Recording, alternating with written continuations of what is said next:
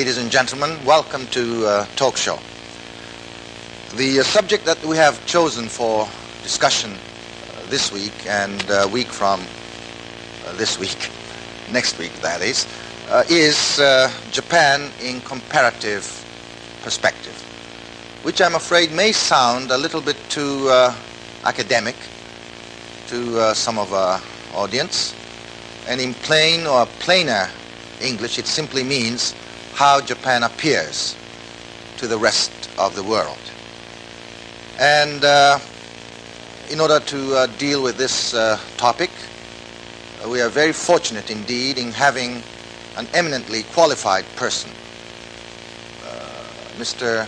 Daniel Okimoto, who is originally from Pasadena, just outside of Los Angeles in the United States, who attended a very prestigious Princeton University and also Harvard and Michigan. He is a student, he is a scholar of Japanese intellectual history as well as of comparative politics.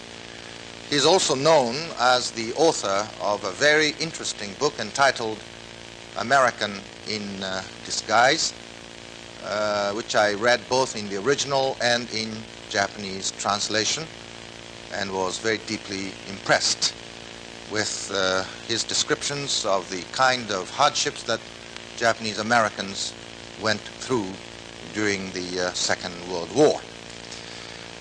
Mr. Okimoto is currently connected with the University of Tokyo, where he is a special foreign research fellow, and he's, I understand, working with Professor Ishida in the Faculty of Law.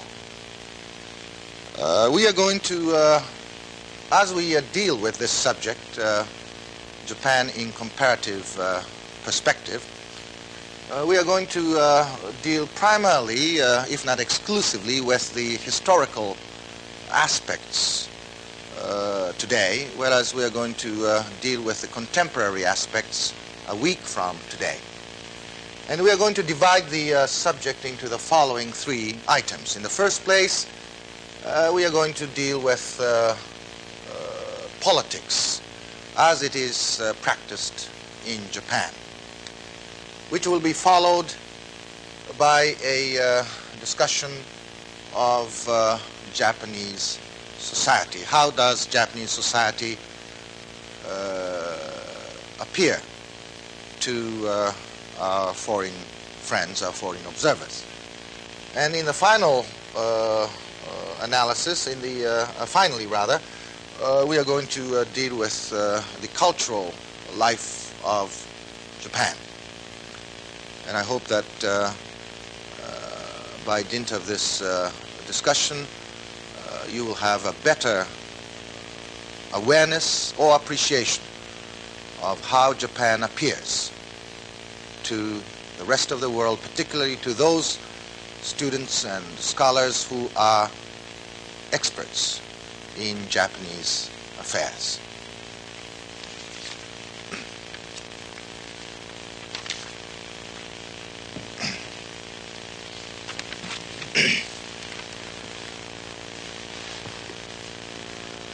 Welcome to Daniel. We are very happy to have you with us. And to start off with, I would like you to tell us a little bit about the book that you authored, entitled American in Disguise. And the title sounds a little bit extraordinary to many of us, so I would appreciate it if you would explain what you exactly mean by American in Disguise. Yes, well, thank you, Professor Kunihiro.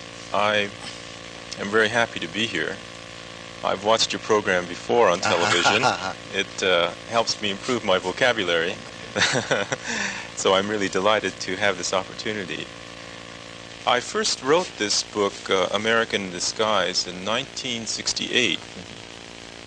Just at the time I was at the University of Tokyo. It happened to coincide with the strike that was taking place campus-wide at that time, which gave me a great deal of free time. So I decided to use the available time to do something that I had wanted to do for a long time. The title is perhaps a reflection of one of the central themes of this book, my personal search for cultural identity.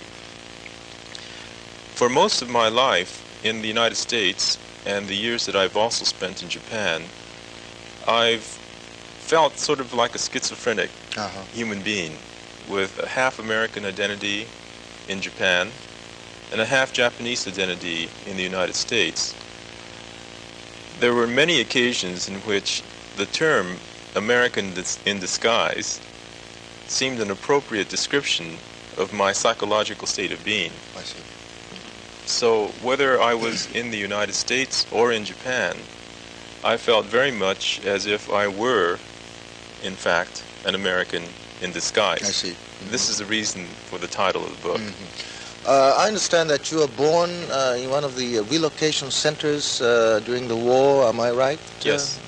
I was born in Santa Anita Racetrack, where the Japanese evacuees were in transit to the relocation centers in the interior of the country.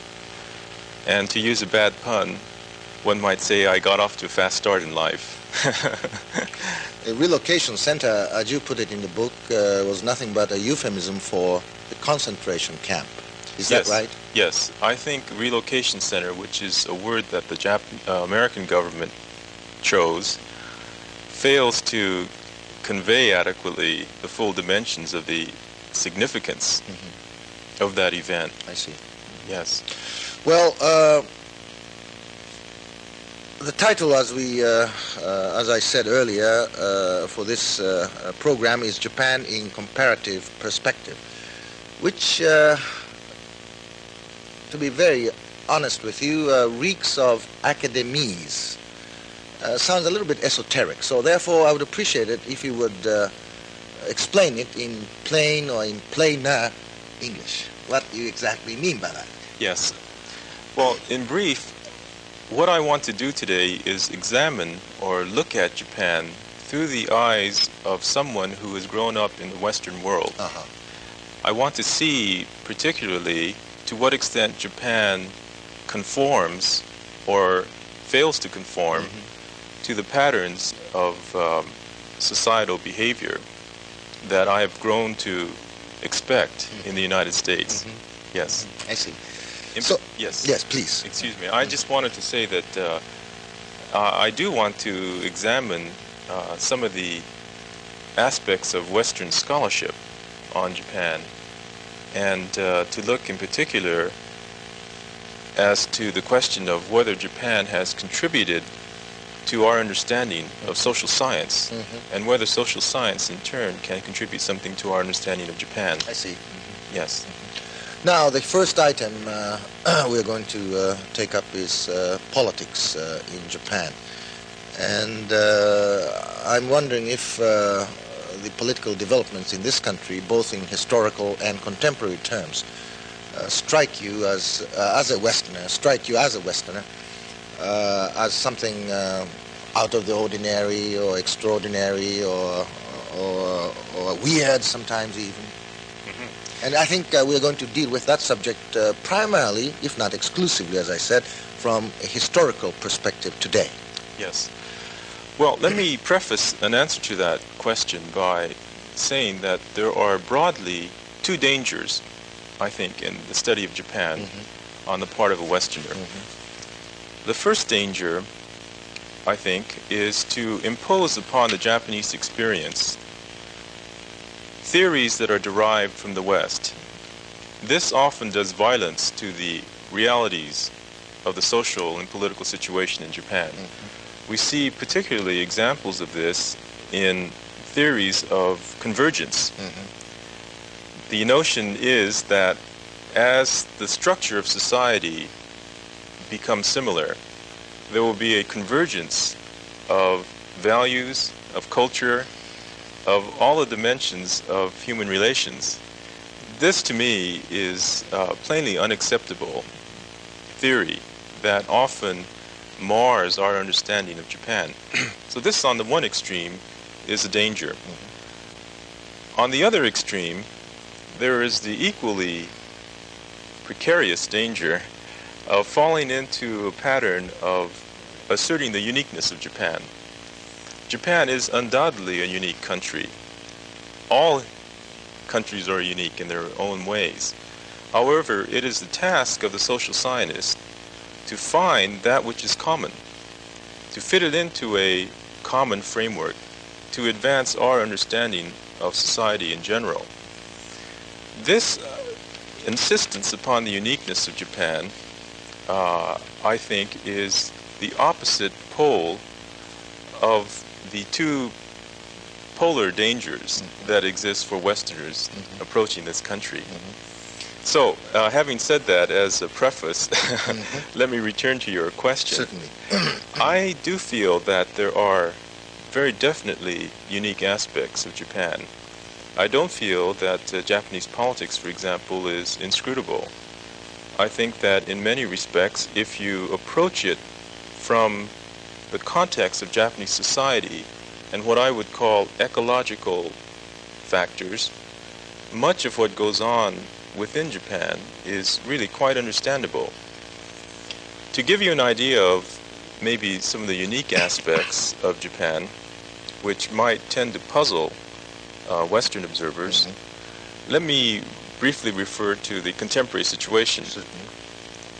I did a brief study, for example, background analysis of liberal democratic representatives in the House of Representatives. Now, in the current House of Representatives, there are 279 LDP members. Of this, 75 have what the Japanese call keibatsu, family tie relationships.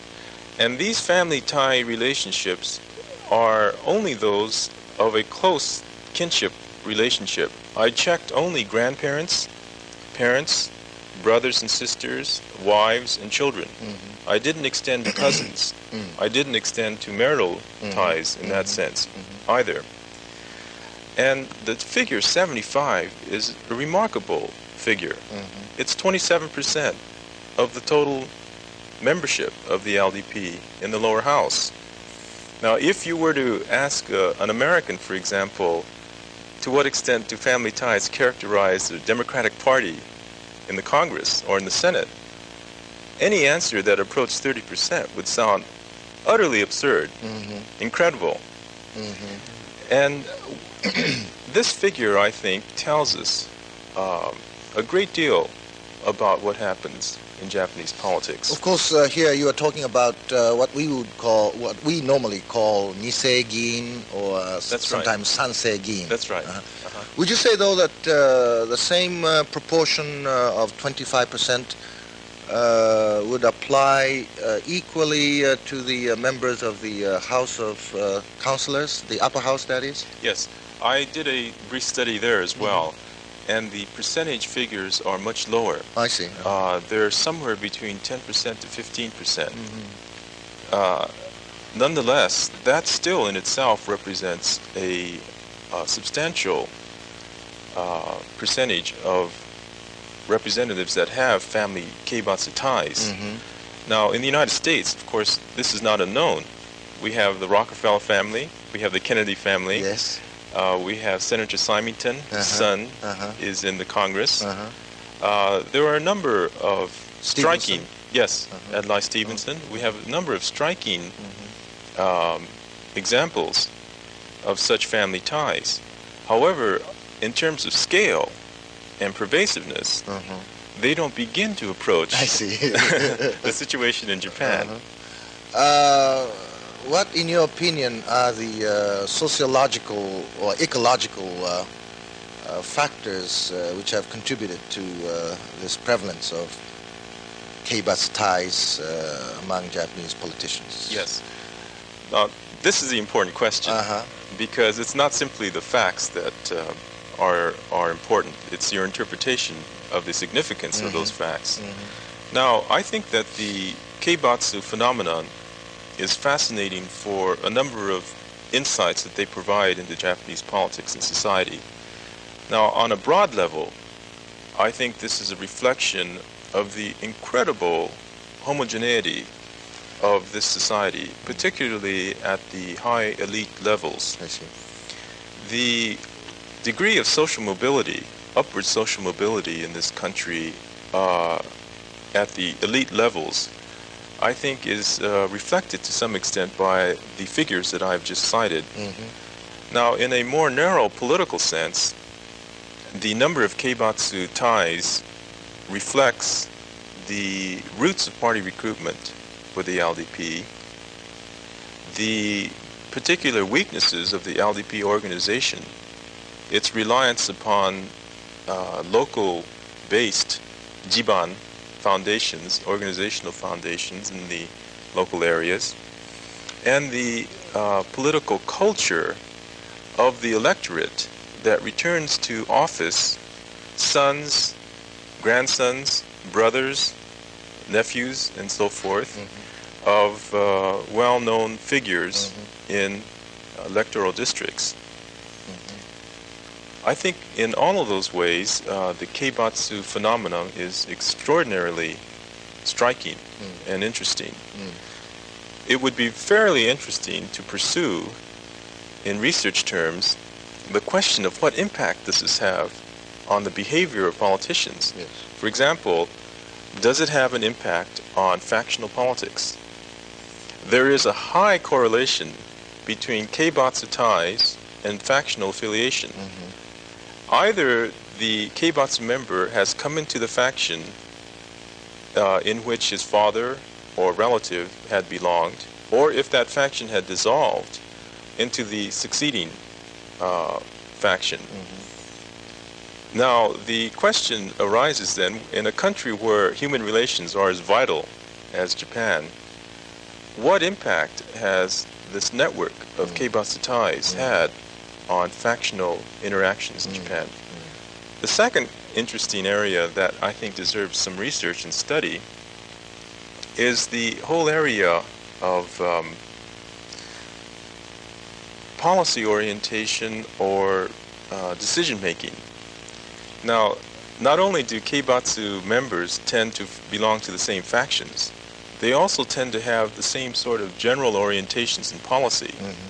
To give you an example, Tagawa Seiichi and his uncle, Yes. Kono Kenzo, and his cousin, Yes. Kono Yohei, The Young Turk. yes, are related. And they all, for example, have similar policy orientations as, for example, on the question of China, normalization of relations with China. Right. It would be extraordinarily interesting to me to see whether similar types of policy orientations characterize other keibatsu groups within the LDP. So from these perspectives, I think we find in Japan political phenomena that really are, in many ways, unique in advanced industrial countries with parliamentary systems of government. Now, in this same vein, there are some foreign observers who maintain that the LDP is not a political party, at least in the Western term, in the Western sense of the term. It doesn't seem to have a very clear-cut membership, and at any one point in time, there is nobody who is really who can tell you the exact size of the membership of the party. The LDP likewise doesn't seem to have party organs or party publications, which in the West, as I understand it, are considered to be one of the most important components of a political party. So based on these factors, these people challenge or raise the question as to whether the LDP is or can be a political party in the Western sense of the term. Now, how would you comment on this particular point? That depends on your definition of party, political party. Yes. I think if you take a normative definition of of parties in the Western sense of the term, there would be a case to be made to sustain an argument of the type that you just mentioned. Yes. However, if you look more in terms of parties within the context of the larger cultural and social system of Japan, I think that that particular argument does not hold up. No. And you look, for example, at public opinion polls. One of the most interesting areas of political science to me, one of the most advanced in terms of methodology and content, is electoral politics. And the study of public opinion polls in terms of identification with parties, the extent to which people support and identify with parties, I think would suggest to me that the LDP and the other parties, although organizationally different, are certainly political parties in most senses of the word. Yes, I agree with you. But I wonder if, for instance, the LDP is considered to be nothing but a federation or confederation of the individual members of the Diet and their supportive Koenkai organizations. Now, would you say that the LDP on this score is very appreciably different from the Democratic or the Republican Party in the United States? Yes, I would. You would say so? Yes, I would. In substantive terms, it's always a matter of degrees. Yes. But I would say that in terms of the extent to which it is dependent upon Koenkai and individual members, would set it apart to a large extent from the experiences of the Democratic Republican parties in America. It's very loosely centralized, and from an organizational perspective, we can talk about this in the next hour, it has a great number of what Westerners would call irrational factors. All right, I think in the interest of time we have to move on to our second or possibly a third item on our agenda, and that is society and culture. And of course we have touched upon the societal aspects to a certain extent, but would you care to make some comments on the socio-cultural, let's combine the two, aspects of Japanese life, which strike you as a Westerner as being very extraordinary? Yes. We're talking primarily today about the historical context, and so let me give you some examples drawn from Japanese history. The Western scholar, the Western observer of Japan, approaches the subject with two phenomena broadly that interest him. The first, I think, is that Japan is the only non-Western country that has successfully reached the status of an industrial superpower. In the pre-war period, it was the only country that had industrialized. Now, this has caused a tremendous amount of interest in the West in terms of explaining why this is the case. And I think that Western theories of Japanese industrialization have tended, in many cases, to impose upon the Japanese case pre-existent theories which have jarred the true realities of the situation. Now, there have been very good studies that have been made. For example, in history, Thomas Smith has done an excellent study called The Agrarian Origins of Modern Japan, of the agrarian base upon which industrialization took place. The economists have also done very good work in empirical research on the whole phenomenon of economic takeoff. Okawa Rosowski studies, for example, I think are very sound and solid contributions to our understanding of economic development. From a altogether different perspective, Robert Bella of the University of California has done a very stimulating piece on the cultural factors explaining industrialization in Japan. Tokugawa religion. Tokugawa religion, yes. And what he has done, essentially, is bring together two strands of thought. Max Weber sociology, Protestant ethic. Yes, the Protestant ethic, and Talcott Parsons' more modern sociological approach. And he has examined Japan's industrialization in terms of the values that motivated Japanese industrialists, Japanese entrepreneurs, and the Japanese people in terms of economic development. So we do have, in the case of Japan's economic development, a number of very stimulating and rich contributions to the literature. I think that in this sense we have the corpus of a very important body of literature upon which to build for future studies. There are a number of problems, of course, in all of these studies. And in particular, for example, if you take a cultural approach to Japan's history, there is a danger, I think, of overemphasizing the uniqueness of Japan. Now, for example, some people have maintained that one of the reasons that Japan took the road to fascism and militarism in the pre-war period was because Japan did not have what sociologists call a universalistic frame of mind. Now, I have never been happy with the distinction between universalism and particularism because I think these are arbitrarily defined and fail to cover the full range of social phenomena.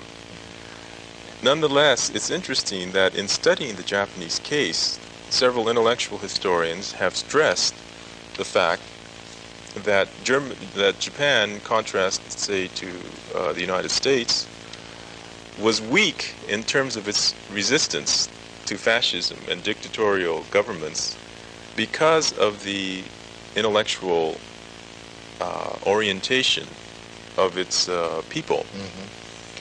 I see intellectual orientation as being a very important factor, but I have some objections as to the categories of analysis in this case. What do you think about that? Yes, perhaps I should take a crack at your question, Yes. which is a very tall order, I'm afraid, but I'm afraid we have to wind up a program now because we have only about 3 minutes left. And thank you very much. Thank you. 外国のですね、研究者にとって果たして日本がどのようなものとして映っているか、特に西欧で発達をいたしましたさまざまな学問的業績からですね、日本というものがどのように彼らに映ずるであろうかと、こういう問題をですね取り上げたわけです。で、今日のお相手をしてくださったのはダニエル・オキモトさん、American in Disguise というですね、太平洋戦争時代の、アメリカに住む日系人の苦難をですね、ご自分ないしはご自分のご両親も体験なすった、その体験記を書かれた方としても非常に有名な方ですが、同時に、社会科学者として、プリンストン大学あるいはハーバード、ミシガンあるいは東京大学というようなところで特に日本の政治思想史と申しますか、あるいはインテレクチュアルヒストリーと申しますかをですね、専門に研究しておられる方です。で、その沖本さん、日系米人であられるわけですけれどもをお招きしていろいろとお話し合いをいたしました。で、今日は主としてですね、歴史的な立場に立って日本がいかなるものとして他国ないしは他国の研究者に応じておるかということを政治、それから社会文化という3つに分けましてお話し合いをしたわけです。で、最初に今秋元さんおっしゃったように、西洋の研究者の中にはですね、日本も西洋も同じなんだと、あるいは日本というのはやがてはその西洋にだんだん合流していくんだというコンバージェンスをですね非常に重要視する考え方が一方においてある。他方において日本というのはもう西欧とは全く違ったですね、非常に得意な独自な存在なんだという、考え方が他方の極にある。で、そういうその2つのその両極端をですね、踏まえた上で一体日本というものをどういうふうに見ているのか、特に学問研究者の立場から日本というものがどのようなものとして映じておるのかということについてお話し合いをしたわけです。それでは次回はですね、特に現代の日本を対象に同じような話を沖本さんとしていきたいと思います。ごきげんよう。